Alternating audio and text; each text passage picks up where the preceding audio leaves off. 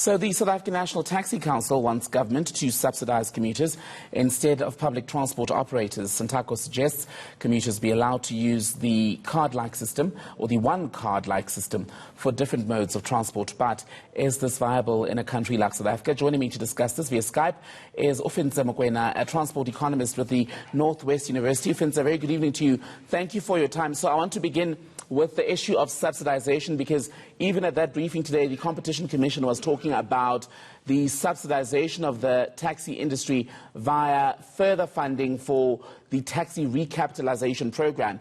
Is that different to what Santako is suggesting? Well, thank you for the opportunity. I think so. Let's start with the difference between supply and demand subsidy. So a demand-side subsidy would focus on subsidizing customers or users, and that would require the entity that is administering those subsidies to know and be able to differentiate who actually needs more of a subsidy and who doesn't. So that would cover rural areas, that would cover places where people can't afford transportation services in general, but also there is a need for a supply-side subsidy, which has a lot to do with infrastructure, vehicles, and also subsidizing operators to give them security in terms of the services that they provide. Because many of the taxi drivers actually don't necessarily own the vehicles, and they have to pay the owners for the vehicles. So what Santako is suggesting is really a demand-side subsidy, which is oriented towards the customer, which does sound reasonable. However, what the Competition Commission is arguing for is that the minibus taxi industry needs to be subsidized on both ends, and that's because there's an equity issue for the public, but then there's also an operational and developmental aspect for the value chain in the taxi industry at large. But the issue, given the size of the taxi industry, just on the issue of the one-card intermodal suggestion from Santako, which would allow people to go, well, on the same card from taxi to bus to train, is that the taxi industry is so huge that logistically it would take quite a while to do it and do it right. Yes, so this is where the National Department of Transport in 1996 advocated that we need to have a integrated transportation system through ticketing, which means what you just said, using one ticket for all transportation modes, no matter where you are.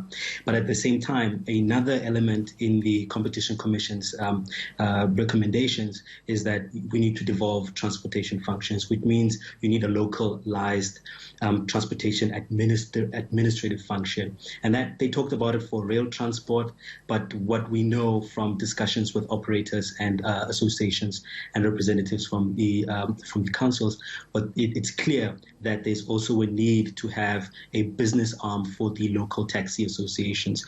In other words, we need to corporatize the minibus taxi local and regional associations in the same sense as Santako itself at a national level is corporatized through Taxi Choice, which is the business arm of the taxi industry that basically runs the holdings companies. It is involved in the taxi scrapping. It has a stake there.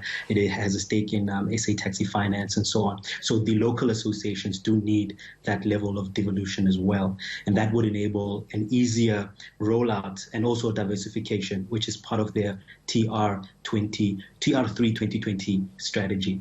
And that takes me to some of your writing. About 2 years ago, you issued a warning around a limited window of up to at least 2025, the year 2025, to lay the necessary foundation to make sure that this is a system that functions at the very highest level. When you look at the pronouncements and suggestions from not just Santako as a taxi association, but the utterances from the Transport Department, for instance, is there a sense that we're moving at a fast enough pace to be able to meet this window?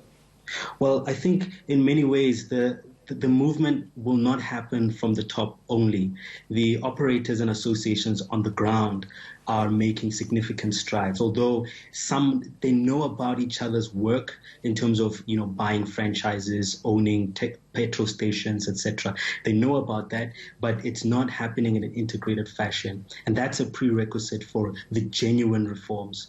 So I think in many ways there are political limits between the between Santaco and our National Department of Transport. And these political limits can actually inhibit the extent to which whatever is happening at the top comes down to the bottom, and what's happening at the bottom goes up to the top. However, there is something else that basically came up, which is the fact that every route in the country has some kind of value that you could pass off to your children if it's turned into an asset.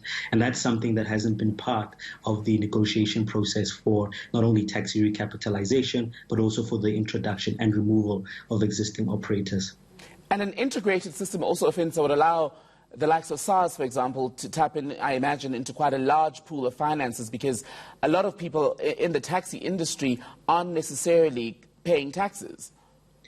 Yes, well, traditional corporate taxes, of course, but at the same time, it would enable the taxi industry to move towards a situation where there's significant security for the operators, but also there is a much safer labor environment, particularly if it's professionalized. And that's something that goes beyond just training drivers to be good drivers, but turning them into genuinely recognized operators for the public's perception. Because right now, most operators are recognized internally by the associations, etc.